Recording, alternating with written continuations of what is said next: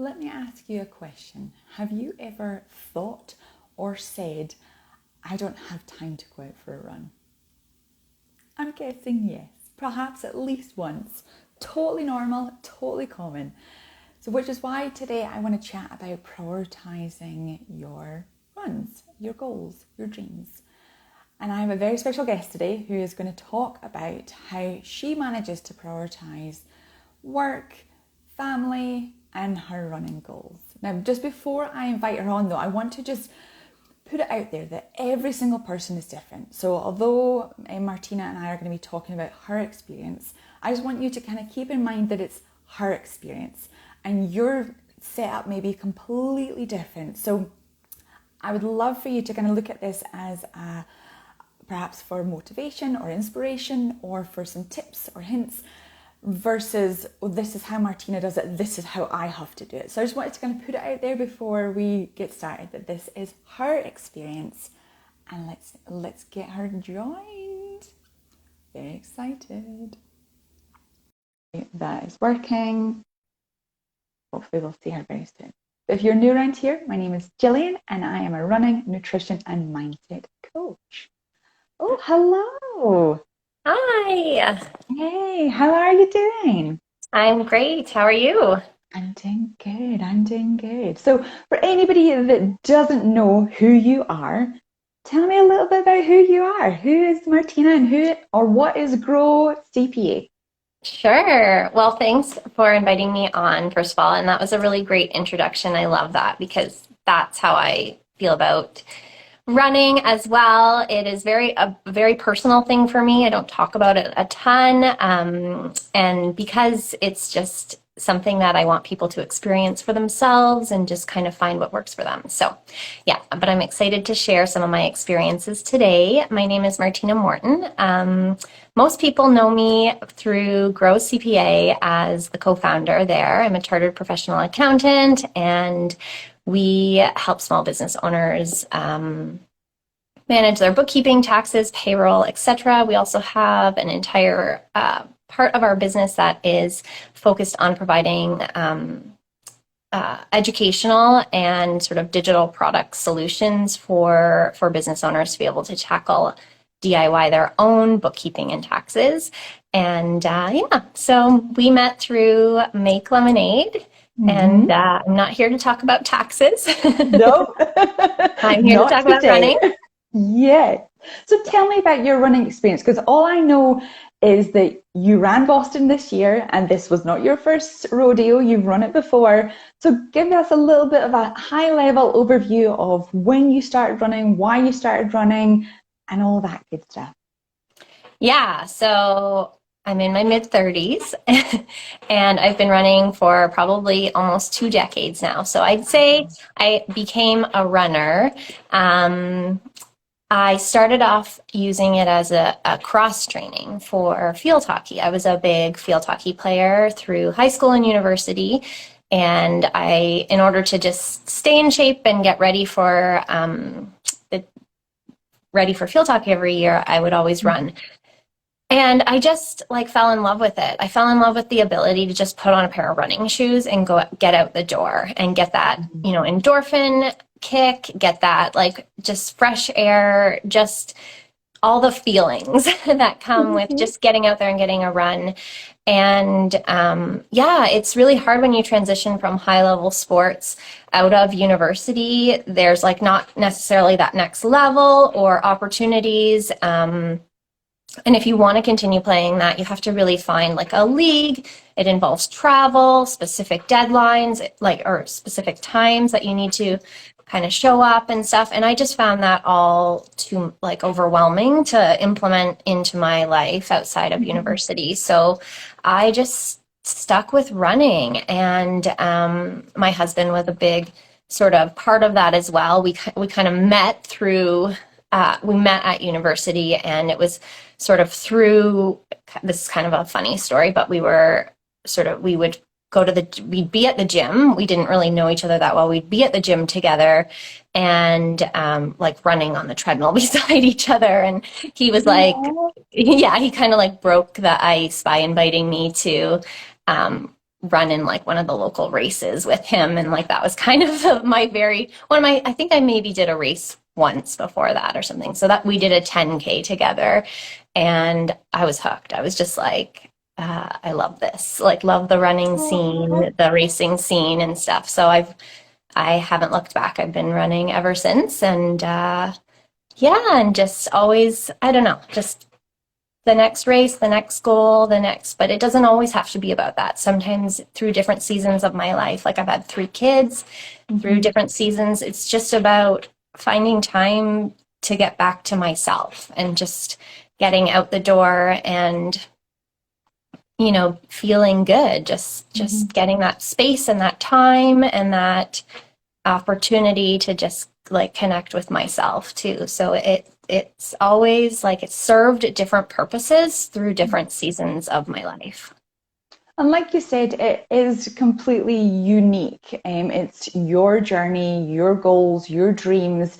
So although there's a part of you that's a business owner, that you're a parent, you're a wife, you're part of a family unit, this running journey is yours and yours alone, and it's your dreams and your goals. And speaking of dreams and goals, what are you currently working on? What are you working towards, if anything? Are you training for anything just now?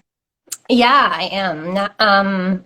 I've just sort of, so I like you said, I ran Boston in April, and I took a little bit of time off, and time off for me looks like, you know, not running with a program, just kind of like I probably took a solid 2 weeks off from no running post Boston. Actually, was sick and stuff, so that helped. But then it takes me a little bit to get the drive back, but then it always comes back. I always question, like, am I going to want to put these running shoes on and get moving again? And I always do. It always comes back. So I trust myself. I just like let it come when it comes. And then I really, through the last few months, have just sort of been running, trying to build my mileage back up. And now I'm 16 weeks out from CIM, so California International Marathon. I did that one last December, and I'm going back. And I'm hoping to run under 3 hours. Like that's been the life goal. Not really the life goal. I ran my first 3 hour, 10-minute marathon, like I think 8 years ago. And I've run 3:10, I think 5 or 6 times. And recently, last year in California, I ran 3:04. So I'm really hoping to break that 3 hour mark. That's exciting. So. Ooh, yeah. Our fingers are crossed for you. You'll have to come back and let us know about your experience. Thanks. I will, for sure. So you've talked about how running's ingrained in you. Like you've been doing this for so long and it is a part of you. If you're open to sharing, why do you run? Like why is a question that I always ask runners if they're struggling to put their runners on and go out, or they're sitting there with self-doubt running through their minds. I try and bring them back to their why. Why do they run? If you're open to sharing, why do you run? What drives you to achieve these goals and keep lacing up? Yeah. I can tell you it's nothing external, because I don't think you can stay motivated for 2 decades based on, trying to achieve, I don't know, a look or something like that. It's very much internal, intrinsic. Like it's just getting that space. So it's large, my why, but it has to do with the space and time freedom for myself, the ability to challenge myself and like push myself to levels that I've never realized I've been able to accomplish before. So just, getting to the depths of like who I am and what I'm capable of. And like in those moments during a race when things are really challenging, like how do you work through your mindset in those moments? Like it's really about self-compassion. Like you have to be so compassionate with yourself. You're never going to get to the finish line, like accomplishing your goal by like talking negatively to yourself. You have to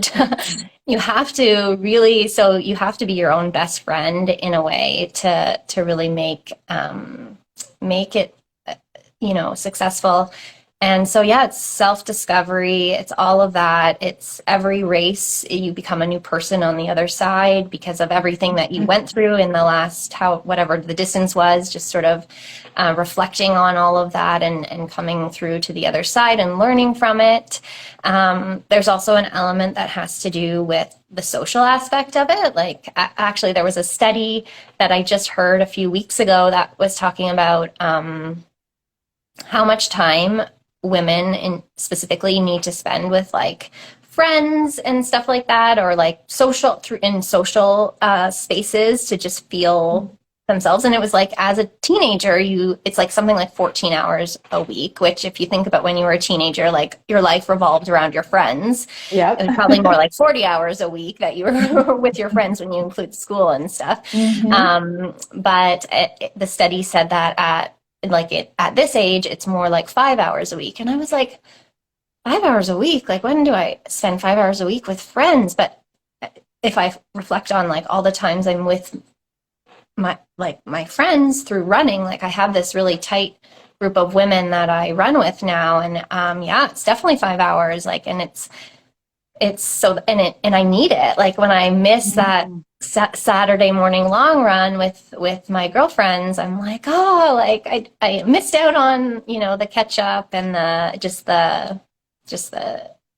opportunity to connect with them, and other than just little children, And then I would say the last piece, and this, I'm kind of stealing this from an Instagram post I saw the other day by a runner, but she has this runner I follow. She has a 10-year-old daughter, and she's like, don't let go of your passions so you can teach them not to let go of theirs. And I was like, well, that's exactly it. It's exactly it. Like they see mom not letting go of her passion, even though she's balancing, all of this other stuff, and I'm prioritizing myself in their eyes, and that gives them permission to prioritize themselves.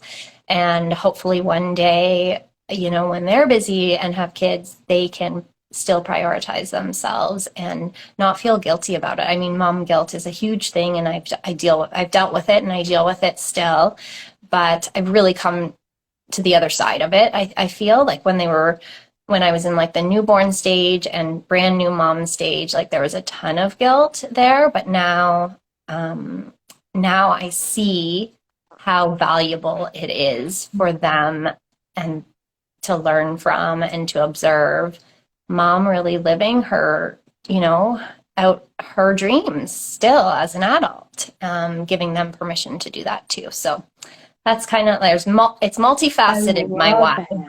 I love it.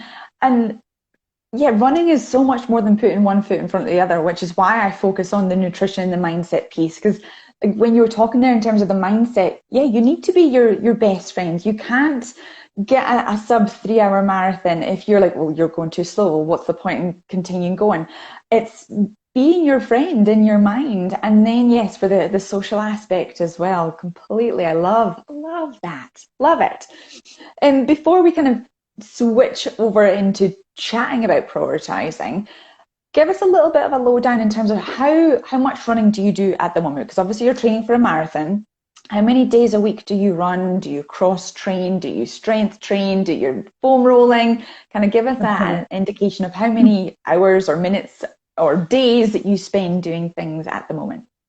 Okay, yeah. So I'll just talk about sort of the last few weeks because it varies based on like where I'm at in my training cycle. But I'm sort of just trying to, at this point, build up my base mileage. I'm 16 weeks out from my race. So I'm at about 90 kilometers a week right now. 6 days a week I run, and I'm doing a lot of that cross-training stuff right now because I actually am kind of dealing with a bit of runner's knee injury. And also I've just found I was actually really good postpartum. My last child, my youngest is 4. So after I had her, I was really good with the strength training because I had a lot of core weaknesses, hips, glutes, all of that. Like I had to work through to get back to running healthy. And so I did a lot of that. And I was actually I didn't realize at the time how beneficial it was. And I sort of slacked off on that the last, I'd say, 2 years. And I've just reintroduced it because I was like, I was feeling stronger and fitter and better when I was doing that activity. And so probably since Boston, April, probably around May, I started reintroducing strength. And for me, strength is like 20 to 30 minutes, 2 to 3 times a week. And it's not heavy weights or anything like that. I do use dumbbells and weights, but it's more, but it's not super heavy stuff. So I usually, at this point, I'm working, my philosophy is somewhat lower weight and high volume rep to fatigue. So I'll do, up to 20 reps of a certain exercise just till I sort of can't really do it anymore. And I'll use whatever weight kind of works in order to do that. So yeah, just 20 to 30 minutes. And I definitely already, it's been maybe 2-3 months. I'm seeing and feeling a difference. And then I'm right now doing a lot of foam rolling, and I actually use one of those scrapers. Yeah. You gotta love those. Yeah. Specifically because of my injury. So I'm just trying to overcome it. It's not very bad. So I'm hoping I can get over it before really getting into full training mode. Otherwise it's not, it'll be touch and go. Yeah. Actually, I did an IG Live last week with a chiropractor, and he was talking about runner's knee and how that could be an alignment issue. It's not always a muscle imbalance. It could be the hip or spine, something's not quite right. So if you haven't seen a chiropractor already, maybe it's worth having a look, because he was saying that they can totally help with that. Interesting. I love that. Yeah. Like merging 2 IG Lives together. Okay, so if you're running 6 days a week, you are doing 2 to 3 strength training sessions a week. How do you prioritize it? How do you block out this time in your calendar each week with having 3 kids, with having a business, with having all of the stuff that's going on? How do you prioritize it? What do you do? A lot of early mornings. So my alarm goes off at 4:30, 2 to 3 days a week, or 3 to 4 even, depending. And I'm out the door by 5:30. So usually I'll do, like, those will be during the weekdays. My husband's, has his own activities and stuff. So whatever morning I don't have, he has, and he's up at the same hour doing his thing. So right now I do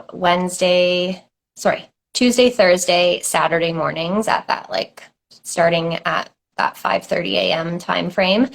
So that's 3 days a week. And then Mondays, I usually, one of the benefits is that I work for myself. And so I do have my kids out and in daycare. My boys right now are off from school, so they're in camps.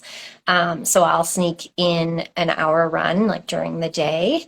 And then Sundays usually will be kind of like just like mid-afternoon. I'll get in. So 4 days during the week, 2 mornings, maybe 2 kind of sneaking it in during the workday. And then Saturdays, long run morning, starts 5:30. I'm home by like 8 kind of thing. And then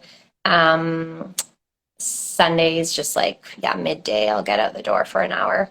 And that allows me to not really impact like the time that I'm with my kids. They see me coming home from their run. They're just waking up or whatever. So we make it work. Sometimes, if they've got a sports activity and I've taken them, like, I might be able to go for a run during their soccer practice or something like that, if they're, stuff like that. So that doesn't happen too much right now because they're still little. So we need to, like, be there. But I think I can see that being a way to do it in the future as well as their activities pick up and stuff. We'll just have to just readjust. Yeah, absolutely. So if you're getting up at 4:30 3 days a week, what time are you going to bed? Yeah, as early as I can. Like I literally put my kids to bed and go to bed. Yeah. So Because yeah, it's usually a like I maybe hit the pillow by like 9:30 kind of thing. because yeah, sleep is so important, whether you're running a marathon or just for life, just to feel good. And I think sometimes it can be difficult to put down Netflix or Instagram and Yeah. go to bed. And it's just easy just to watch mindless stuff Yeah. without kind of thinking about how that's then going to affect you the next day. Oh, I like it. I like it. Yeah. Do you have any systems in place to help support you with early mornings and running during the days, or anything that you've kind of got that helps you kind of keep track of prioritizing your running? Well, just like a really supportive family. I couldn't obviously do this if I didn't have my husband. Like I couldn't leave in the mornings with the kids home. So that, definitely, yeah, I definitely feel very privileged that I have the ability to do this. It's not something that's easy for everybody or available to everyone. So definitely just a supportive family. And then I do have my parents and my in-laws that live in the same community as me. So they do help definitely take, and they just know that this is like something I do, so they don't question it. Like they're just like, this is Martina, this is what she needs. So if there's definitely times where I'm like, oh, can you come over so I can get out for my run? Like maybe, my husband John's not like he's out or whatever, or maybe I slept in and I want to do it later or something. And like, they don't question that. They're just like, if they're available, they're like, sure, we'll help out. Or Mondays, I have my daughter home from daycare. So, I'll maybe drop her off at my mom's for an hour and go for a run. And I think, reframing it has been huge in that it's an opportunity for the grandparents to spend time with the kids. Like it's not, I think it's hard to sometimes ask for that for people, but it's become just so, yeah, I've just been able to reframe it in a positive way. And my kids love their grandparents and all of that. So, that's huge. Yeah. And working for myself is obviously very beneficial if you don't work for yourself, just lunch hour is a good opportunity. I have a friend who I sometimes meet on her lunch hour, and I meet her for a run around town. And that's another way to prioritize it, is have somebody you're meeting.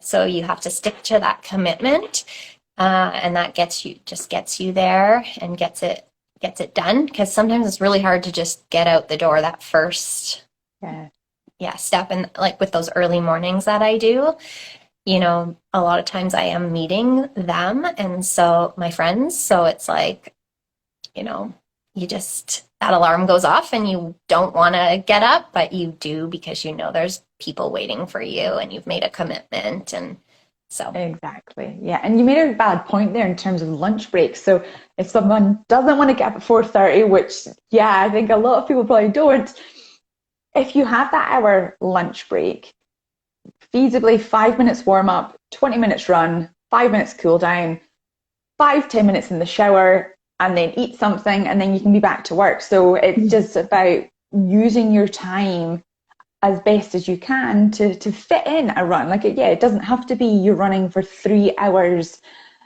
every single time. No. It can just be something super quick. Go out and do some speed work or tempo or a 5K steady, whatever you've got time for. Do that. And I was just going to ask, I take it, do you go outside for all of your runs? You don't do a treadmill? Yeah. Yeah, great question. Right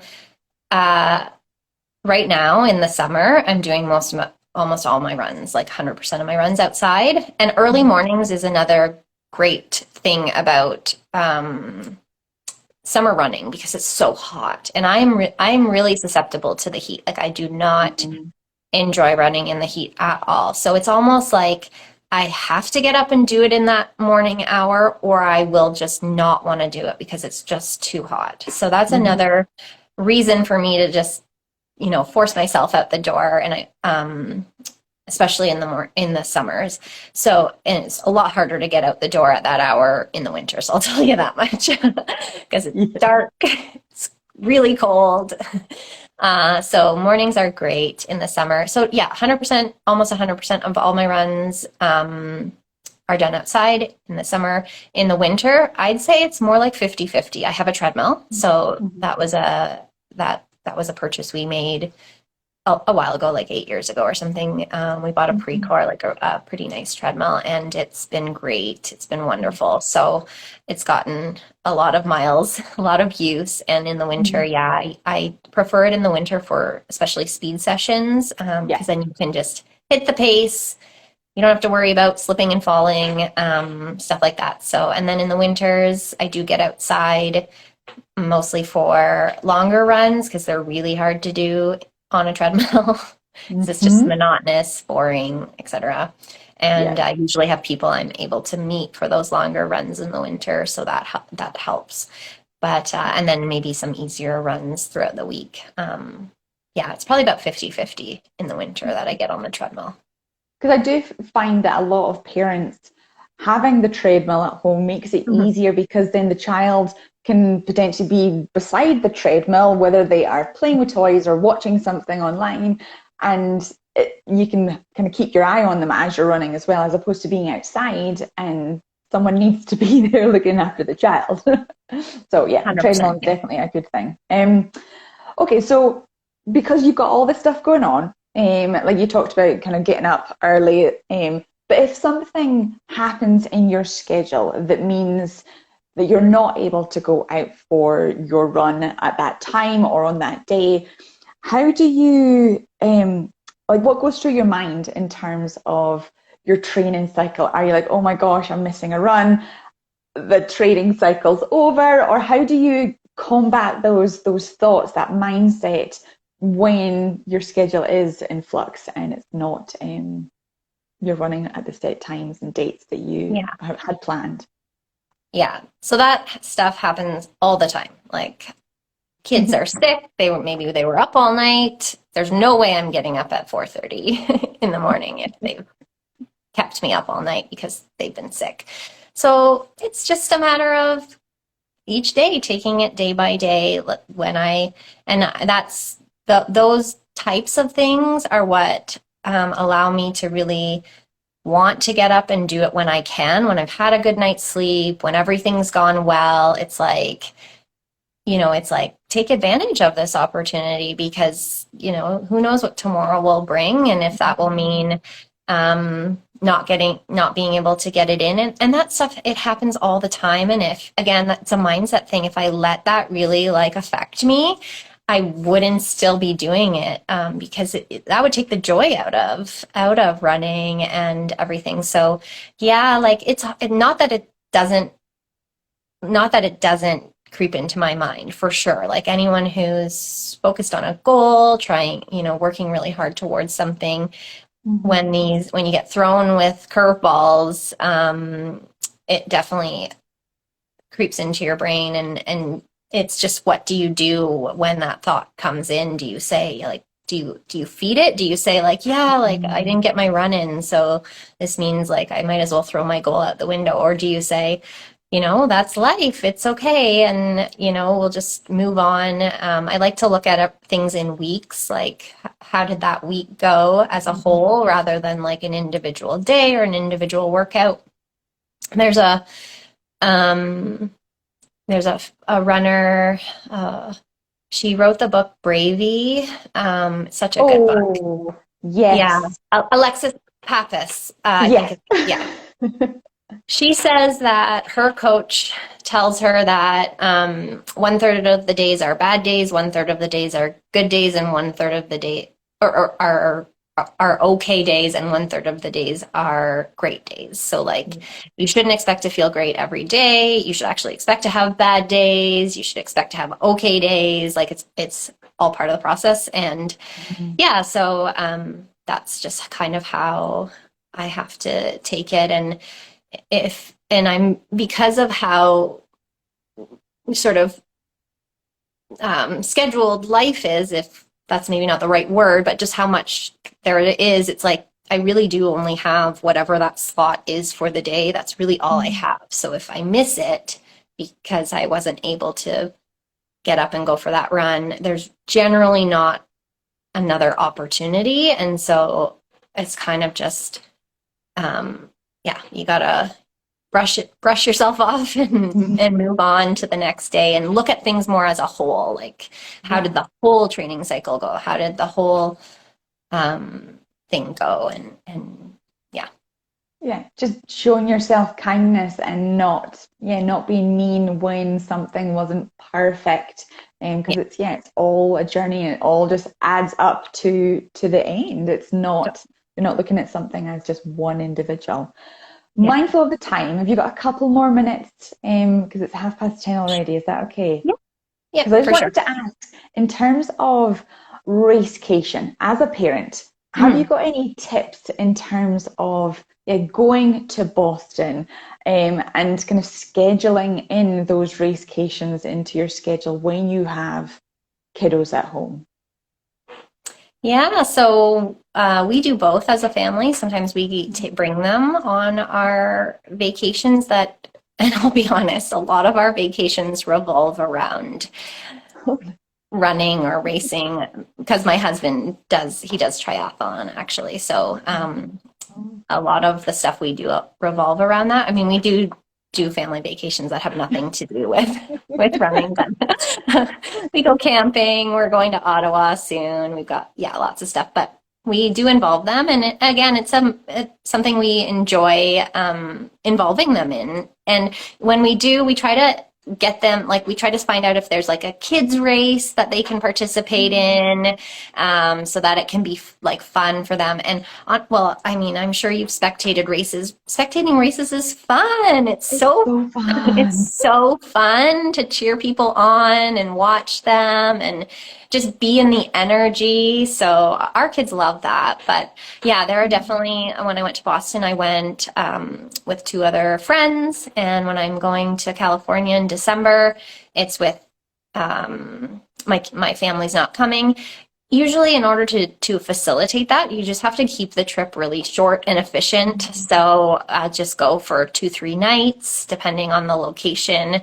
And then scheduling things out in advance. If the kids have activities going on, getting grandparents support in terms of helping the parent who's staying back, just manage it and prioritize it. But usually it doesn't end up being much time away, maybe 1 or 2 weekends a year kind of thing. So it's not a big significant thing. And we just really keep it efficient. So you're just arriving, 1 or 2 days ahead, and usually you're departing the very next day after the race. Like when I went to California last December, I think we left at like 8 a.m. the next morning or something. So it's not fun traveling the day after a marathon, but it's much better than traveling the day of the marathon. So I've never done travel on marathon day. I've done it on half marathon day, and I was badly injured and I could barely walk, and I had to get the ferry back to Victoria,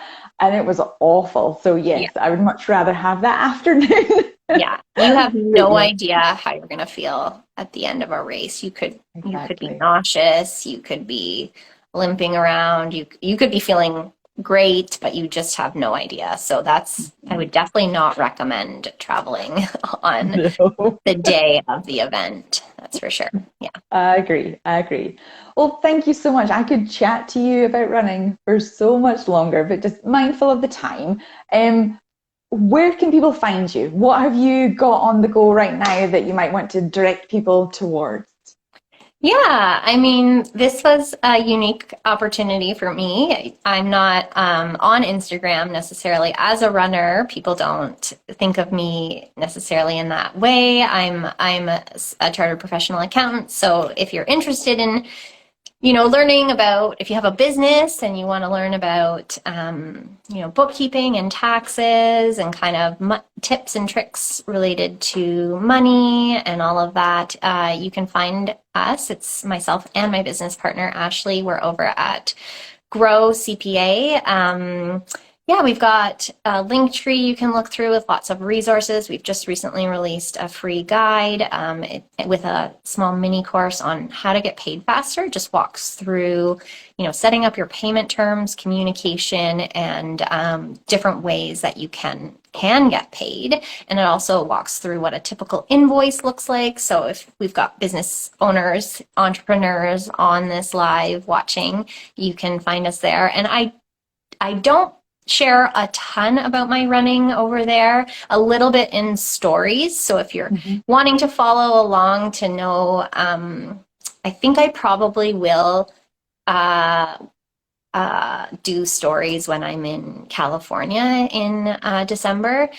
So if you want to follow along, you'll have to watch my stories, and and that won't be Yeah. till December. So Yeah, no, I love seeing your Boston pictures, and yeah, no, it's really good that you kind of pop in a few stories there to show about your adventures. But yeah, yeah, thank you love so it. much. I will link you in the description below. But yeah, thank you so much for your time today. Yeah, It's been really interesting, and it's been lovely chatting. thanks so much for having me.